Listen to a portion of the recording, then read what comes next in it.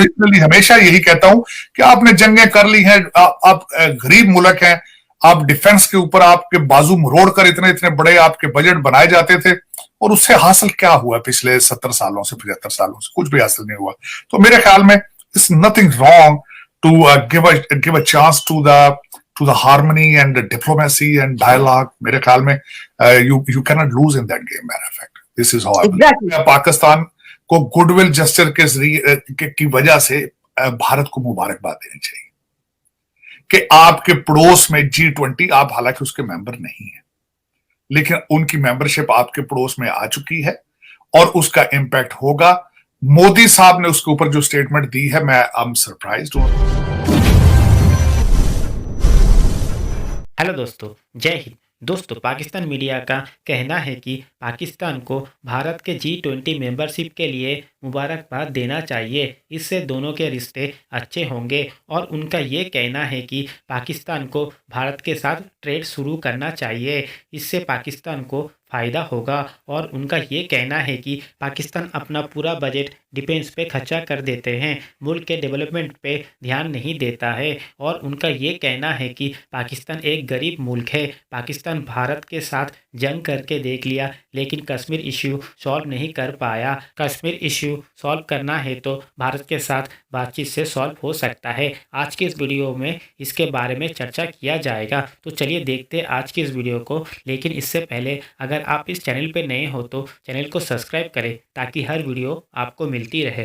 मौलाना याकूब जो कि मुल्ला उमर के लड़के हैं, उनके बच्चे हैं, तो उन्होंने आपसे मिलने से रिफ्यूज कर दिया, बल्कि उन्होंने सख्त अल्फाज इस्तेमाल किए कि आइंदा आपने ये बॉर्डर पे और कबाली इलाके जहां आपने जिनको मेन स्ट्रीम पाकिस्तान बना लिया है, वहां पे पख्तून जिस तरह वो चाहते हैं उनके साथ उस तरह रवैया ना किया गया, बॉर्डर ना खोला गया, तो उसके सर्कमस्टांसेस सख्त होंगे। दूसरा एक और भी जो है खबर अभी मुस्तनद तो नहीं है, लेकिन ये भी आ रही है कि उन्होंने कहा है कि भारत से हमारा ट्रेड के लिए, राहदारी के लिए हमें वो खोला जाए, जो कि नहीं खुलना, मुझे पता है इस बात का, लेकिन उनकी डिमांड यही है कि वो कहते हैं एक तो हमारे बिहाफ पे आप पैसे मांगना बंद कर दें, जब भी आप पैसे मांगते हैं वो माइंड करते हैं। दूसरा वो कहते हैं कि भारत के साथ हमारी ट्रेड के लिए आप वहां से राहदारी दें। आपने पहले भी रिफ्यूज किया, तो उन्होंने चाबहार वाली साइड से ईरान की तरफ से अपना गुडविल प्रोजेक्ट्स उन्होंने, भारत ने वहां पे जारी रखे। और इस वक्त आपका, मैं समझता हूं ये हिना रबानी खर साहिबा का दौरा ऐसे ही होना था, क्योंकि आपके लिए वहां से नफरतों के अलावा कुछ भी नहीं है। आपके जितने पिछले 3 साल के रिलेशनशिप हैं, दे आर फेल। अब मैं पूछना चाहता हूं कि कितनी इमेच्योर स्टेटमेंट हमारे फॉरेन ऑफिस ने दी है। फॉरेन ऑफिस ने स्टेटमेंट एक दी है कि हमने उनके साथ एजुकेशन, हेल्थ, ट्रेड और पीपल टू पीपल उनके साथ राब्ता करने की, उनके साथ इन चीजों पे आगे बढ़ाए। एजुकेशन पे क्या करेंगे जब उन्होंने खवातीन को पढ़ाना ही बंद कर दिया? और दूसरा हेल्थ के बारे में, they are not agreed on you. Trade उनसे क्या करेंगे? आपके पास कौन सी चीज एक्सपोर्ट करने के लिए, उनके पास क्या है आपसे खरीदने के लिए? तो कैसी नामाकूल बातें करते हैं। पीपल टू पीपल की बात करते हैं तो अफगान रेफ्यूजी जो है आपके ऊपर मुसल्लत हैं, वो आपकी मर्जी के बगैर आए हैं और आपकी मर्जी से वो जाने के लिए तैयार भी नहीं है। मैं एज ए बहसीत एक पाकिस्तानी अमेरिकन ये चाहूंगा कि कौम को बताया जाए कि ये इनका दौरा क्यों हुआ है, उनके समरात क्या थे, कितना इफेक्टिव था। लेकिन मेरे ख्याल में इसकी ऑलरेडी जो है उसकी बाज़गश्त आ रही है कि this was a big snub, big floor. और इस वक्त जो मुल्ला याकूब हैं, उनकी स्टेटमेंट जो है उस पर लोग इनको क्रिटिसाइज कर रहे हैं।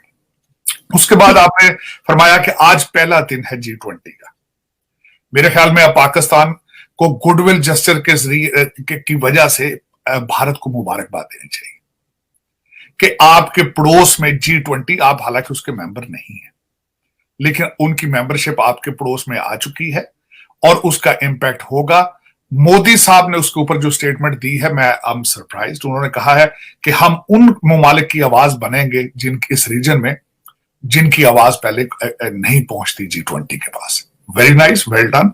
और जो जिसको कहा जाता है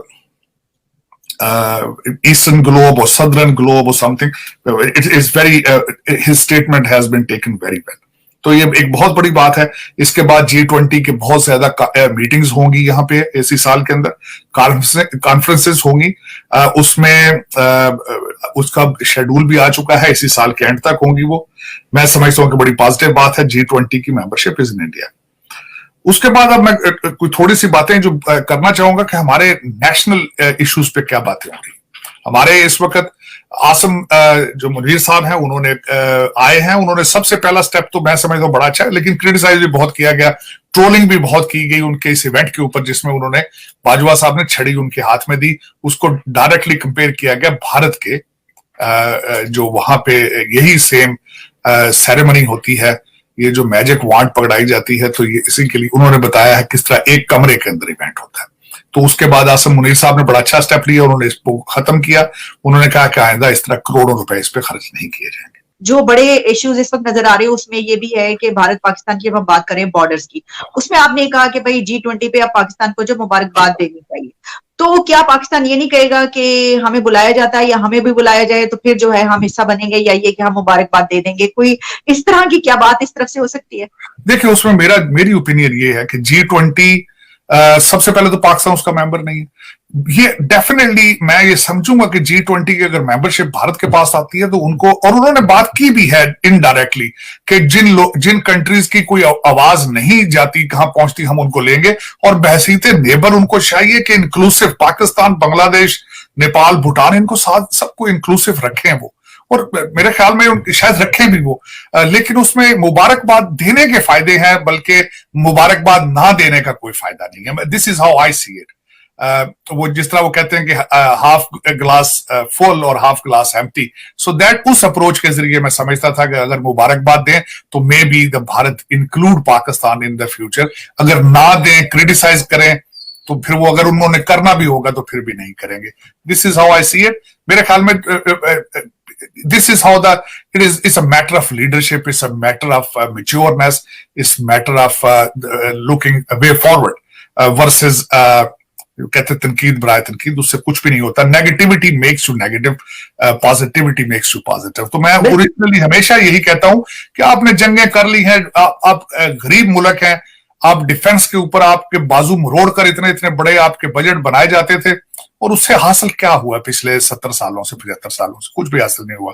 तो मेरे ख्याल में it's nothing wrong to give a chance to the harmony and diplomacy and dialogue. मेरे ख्याल में you cannot lose in that game, matter of fact. This is how I believe. Exactly. जी साहिब साहब, ग्रेट जेस्चर होगा, यकीनी बात है, आपने बड़ी अच्छी बात की। अच्छा, एक आखिरी सवाल मेरा आपसे ये होगा, अफगानिस्तान पर हमने बात की, तो सर हम क्या ये जो अब देखें जिस तरीके से TTP के हमले हो रहे हैं और जो वहां पे हिना रब्बानी खर के साथ जो खबर आई है, तो इसमें हम ये समझें कि हमारी दहशतगर्दी के हालात मजीद बिगड़ते चले जाएंगे, और अफगानिस्तान पे तालिबान की हुकूमत के आने पे जो खुशियां मनाई गई, जो हमने सोचा कि अब तो ये हमारे, तो वो तो सारा सिनारी वो उलट गया। यानी हम देख रहे हैं कि उनके ताल्लुकात भारत से बहुत जबरदस्त, बहुत अच्छे चल रहे हैं, और जबकि हमारे साथ ये हो गया, तो ऐसा ही रहेगा और मजीद खराबी होगी?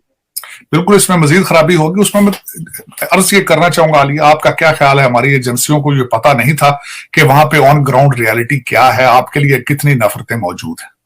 इस वक्त अफगानिस्तान के अंदर मैं कंपैरिजन देना चाहूंगा कि वहां पे समझा जाता है कि आपने हमेशा अफगानिस्तान को बेचा है, आपने उनकी बेसिस पे डॉलर बनाए हैं, वर्सेस भारत वहां पे गुडविल प्रोजेक्ट करता रहा और वहां से रिटर्न में कुछ नहीं लेता रहा। या कहा वो अगर देखा जाए तो वो शायद उनका ये कॉमन एक गोल हो सकता है कि मे बी कि पाकिस्तान के लिए इल विल रखना, ये एक उनका कोई कॉमन गोल हो सकता है, या उसको अचीव। दोस्तों, आज की इस वीडियो में फिलहाल इतना ही। अगर आपको ये वीडियो पसंद आया तो वीडियो को ज़्यादा से ज़्यादा शेयर करें और ताज न्यूज़ चैनल को सब्सक्राइब करें।